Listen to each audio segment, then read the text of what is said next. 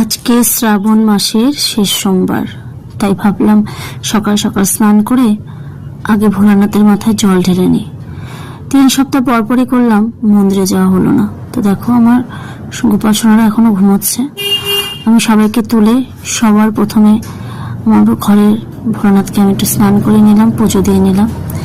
Actually কি হয়, মানুষের শরীর, মানুষের মন যদি ঠিক না থাকে না, কোনো কিছু ভালো লাগে না।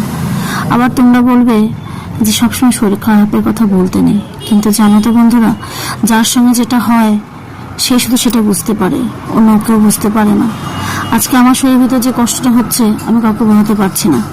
আমি শুধু ভোলানাথকে একটা কথাই বলি, আমাকে 3 বছর আগে ফিরিয়ে দাও। যে ক্যান্সারের আগে মানুষটা আমি ছিলাম তাকে একটু ফিরিয়ে দাও। আমি সেরকম হতে চাই, সবকিছু একা হাতে করতে চাই।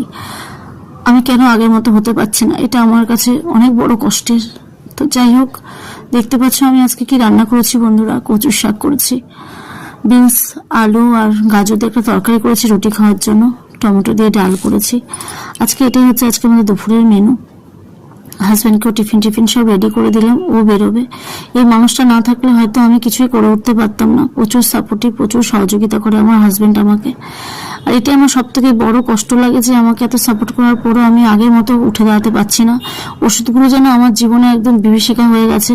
আর ক্যান্সার আমাকে এত সুন্দর সুন্দর রোগগুলো দিয়ে দিয়েছে যে রোগগুলো থেকে আমি বেরোতে পারছি না, আমি নিজেকে সুস্থ রাখতে পারছি না। এতে আমার সারাদিনই মনে একটা কষ্ট থাকে, কারণ আমি আগের মতো সেই মানুষটা নেই যে মানুষটা আমি আগে ছিলাম। সেই মানুষটাকে যদি তুমি না ফিরিয়ে দিতে পারো ভোলানাথ, তাহলে আমাকে নিয়ে যাও। আমি এটুকুই ঠাকুরের কাছে বলি। বিশ্বাস করো বন্ধুরা, আমি নিজে খারাপ থাকি, কথাটা আমি কাউকে বলতেই চাই না।